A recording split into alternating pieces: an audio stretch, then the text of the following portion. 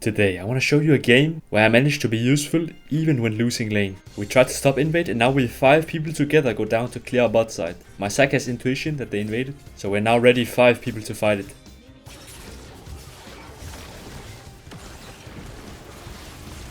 Exactly as we thought, they were invading, so now we collect first blood.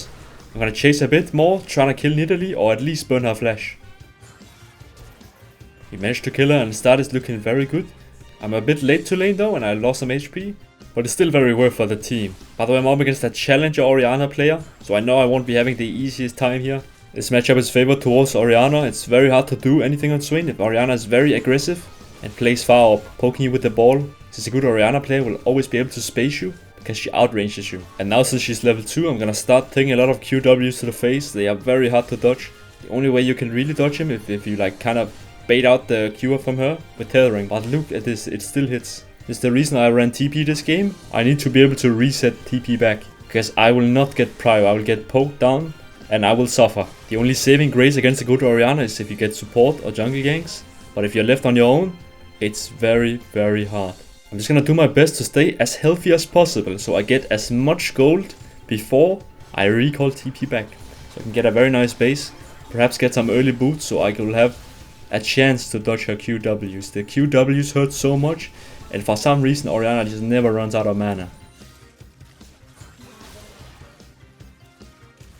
Since Orianna is also a very high level player, she takes the base here because she knows I'm gonna TP back, so she's gonna do the same. She doesn't want to be stuck in lane with no mana and items down. I get boots, amp tome, and replenish my resources. But the matchup is not gonna get easier at this point. She is also full mana now and with items. Her QW is gonna hurt even more. Like, look at this, she just runs up on me. She has face rush. I cannot hit an E on her. She is simply too fast and too good with movement.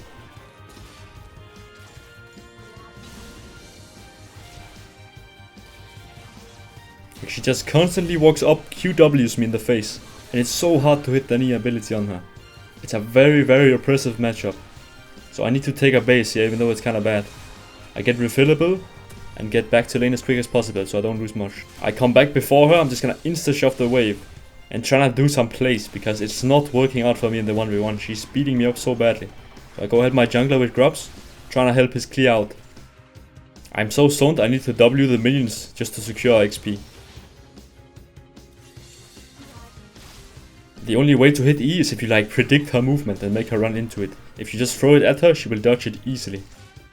And it just keeps getting harder. I'm not able to dodge anything she throws out. She's outclassing me very hard right now. The 1v1 is just not working out, and it's not supposed to work out. It's supposed to be Orianna favorite.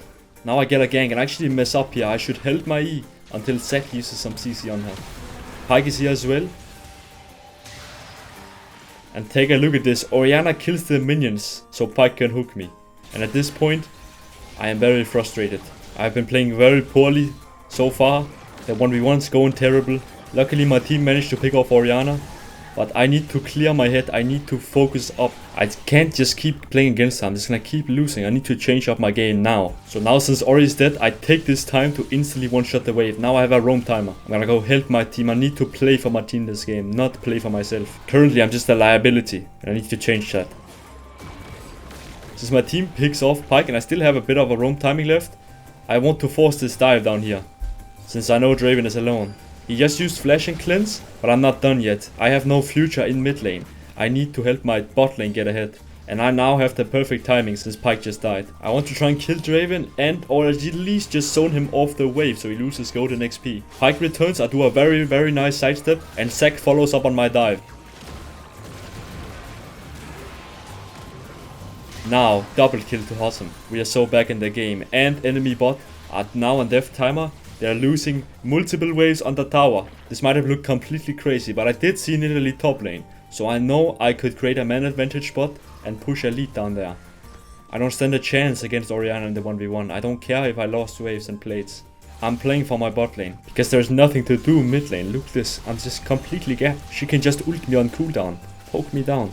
Like her lead is just gonna keep growing if I stay in fight. So I'm just gonna do my best to get out of here as quickly as possible. If I can push a wave, or if a fight happens, I'm just gonna drop the wave mid-run there instantly. I'm fully committed to playing for the team right now.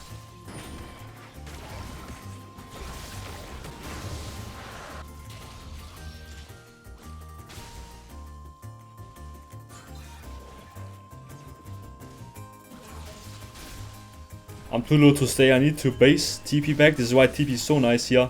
Orianna is legit proxy farming between my tier 1 and 2 tower. It's kind of insane when you think about it. Pretty leaky gameplay, not gonna lie, but I guess you knew where my jungle and super is. Now I see an opportunity again to help my team. We have a very nice deep ward and enemies are overextending bot. Aatrox is down here as well. So now I flank behind them. I have Rylai's, I have boots. I will be big value in these fights. So we take down Aatrox, and now I'm not finished yet. I'm not going mid again. I'm here to kill Pyke as well. And zone enemy bot again from waves. Pyke can keep running, and once the wave closes in, he's practically dead. And now Draven arrives as well, so I'm just gonna keep running these guys down.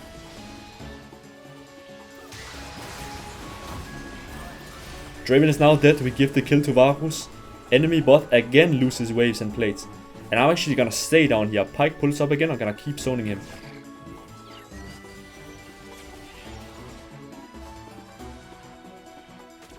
We can't keep staying forever though. The play is done now. I can't wait for Draven to respawn, so I need to base, spend my money, and go back mid. Try to get prio again.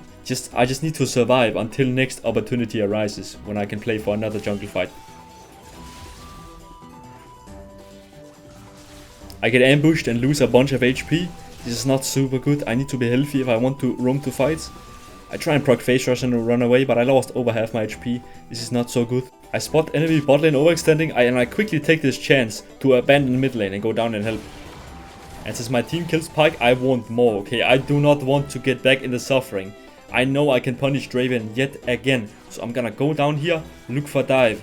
I knew he was hiding somewhere, so I catch him in the bush. So now we just need to put him on death timer yet again, and game is looking very nice. This playstyle is very high risk. I don't recommend it. It's only because mid lane is completely unplayable. I call this calculated flipping, and it has made me from completely useless in lane to actually doing a lot in this game, helping bot lane out, playing for team. I sadly get caught here, but the enemies are very overextended, so my team manages to clean up. My sack support is playing phenomenally this game.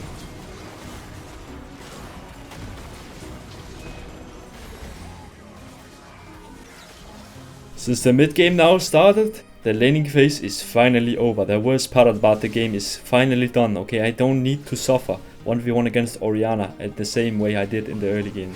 Now I can finally drop down to the side lane. If you look at my build, I've actually gone for a more tanky, supportive playstyle, helping out the team. I'm gonna opt into Abyssal Mask next, and then afterwards just build more tank items so I can frontline for my team. We pick off their jungler and secure Dragon. Now, because jungler is still dead, we want to siege mid tier 1 tower. And Orianna TP's in. She only catches me in ultimate. I'm fine with this. I have a lot of magic resist. I'll gladly take the ultimate for my team. And I actually catch Pyke. And I'm not so weak anymore. So I've actually managed to pick off a lot of kills. I'm down a lot in farm. But as long as I play together with my team, as long as I help them out, frontline for them, I can still be of impact. Compared to if I just stayed in the 1v1 against Orianna, or just kept getting low in CS, I would have gotten no KP, I wouldn't have held out my bot lane, I would have just kept losing and probably just kept dying.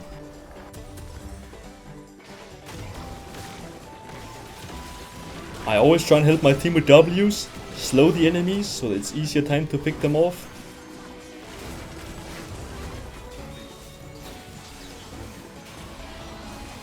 Since they now have death cooldown, we're just gonna siege mid, take down this tower and try and open up the map even more. Mid tower is very nice to take down because it opens up the map. Look, we can easily invade their jungle now. Trying to seal away camps, help Ivan out, and then continue sieging the towers together as a group. I'm in the side lane pushing waves, but I do have TP, so I join the fight instantly when my team needs my help. I have a lot of impact with Ghost, Ult, Abyssal, Rylai's. So I run in there, slow everyone. My Varus is very fed because we played for bot, so I just keep him alive, frontline for him, create space, as easy as that.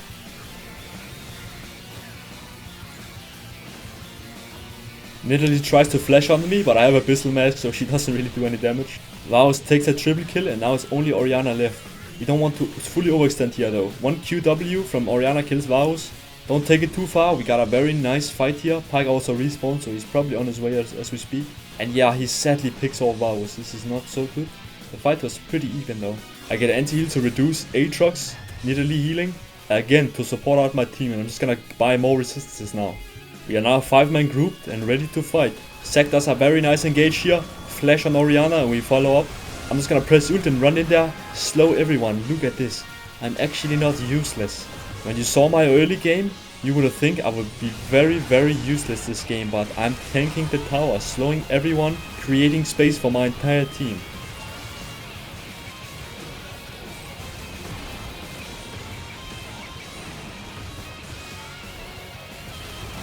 The Iron Shield sadly wasn't enough. It would have been an amazing dive here.